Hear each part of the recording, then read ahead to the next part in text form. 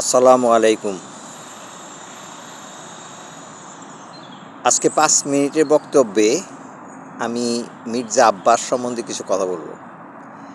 বিএনপির প্রাক্তন নেতা মির্জা আব্বাস সে একটা কথা বলল যে স্টারলিংক যে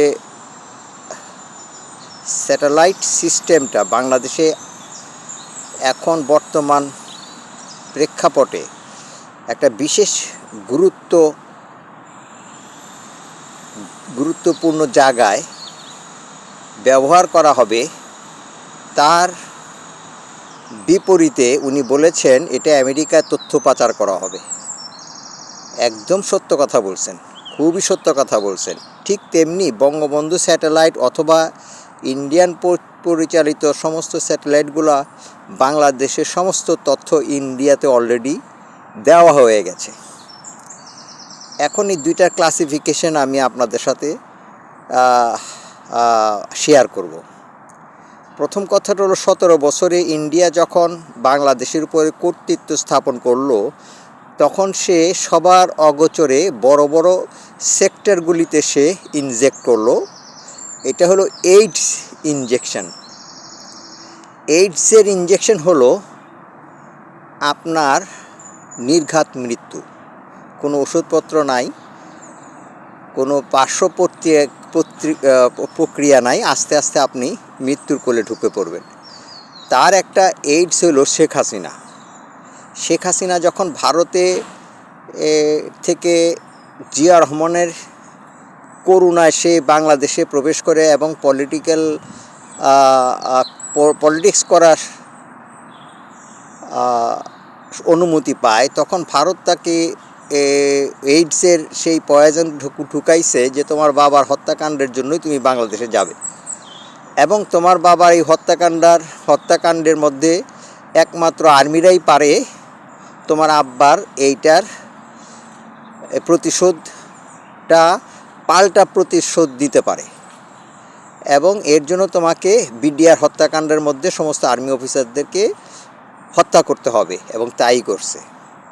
এগুলি মির্জা আব্বাস জানে। এই বুড়া বান্দরগুলা আমার মতো আপনার মতো সবই তারা অবলোকন করে, কিন্তু ওদের ভিতরে একটা এইডস আছে যেটা নাকি আস্তে আস্তে তারা প্রয়োগ করতেছে। দ্বিতীয় কথাটা আসি, আমরা আর্মিদেরকে কুলুষিত করতে চাই না।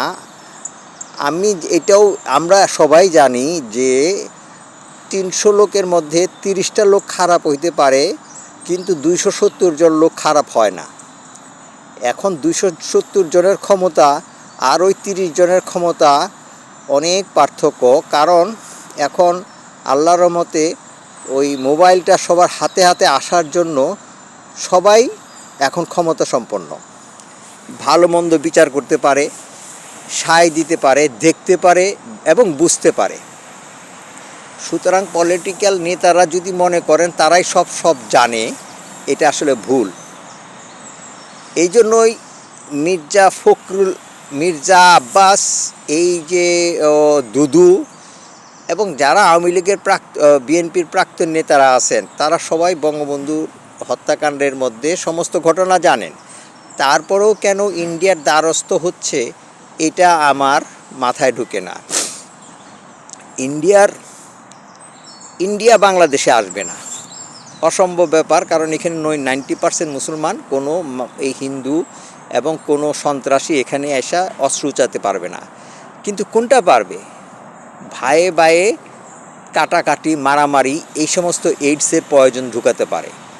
আমি একটা খুব সাধারণভাবে প্রত্যেকটা ঘরের খবরের কথা বলি। আমার ভাই কি আমার সহযোগিতা করে? মানলাম করে। আমার চাচতো ভাই কি আমার সহযোগিতা করে? মানলাম করে। আমার চাচতো ভাইয়ের বন্ধুবান্ধবরা কি আমার সহযোগিতা করে? নিশ্চয়ই না। আমার ভাইয়ের আত্মীয় স্বজনরা কি শ্বশুর শাশুড়ি আমাকে সাহায্য করে? আমাকে ভালোবাসে বা আমার পক্ষপাতিত্ব করে? মনে হয় না।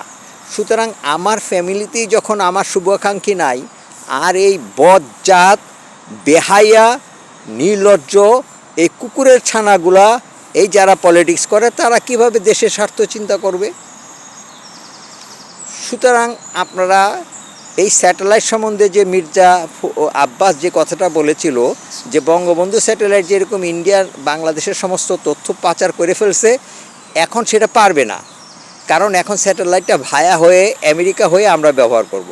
সুতরাং আমেরিকা একটা গণতান্ত্রিক দেশ, সেইখানে কোনো তথ্য গেলে সরাসরি তারা এটার প্রতিকার করবে এবং এটাকে বাধা দিবে, কিন্তু ইন্ডিয়া গভর্নমেন্ট তা করবে না। সুতরাং সাধারণ ভাইরা, আপনাদের কাছে আমি একটা অনুরোধ করি, আপনারা আপনাদের নামে এটা শেয়ার করেন, আপনারা নিজেরা বক্তব্য দিয়ে শেয়ার করেন, আমাকে শেয়ার করার প্রয়োজন নাই। আপনারা এই বক্তব্যগুলি আরেকটু পরিশুদ্ধ করে আরেকটু বিস্তারিতভাবে আপনারা এই ইউটিউবে প্রেজেন্টেশন করেন। এটা খুব দায়িত্বশীল কাজ ভাই। অন্তত পক্ষে মরার সময় বলতে পারবো আমরা যে আর কিছু না করুক, আমি আমার ভালো আত্মার যে একটা ইচ্ছা ছিল সেটা প্রকাশ করে গেলাম। আসসালামু আলাইকুম।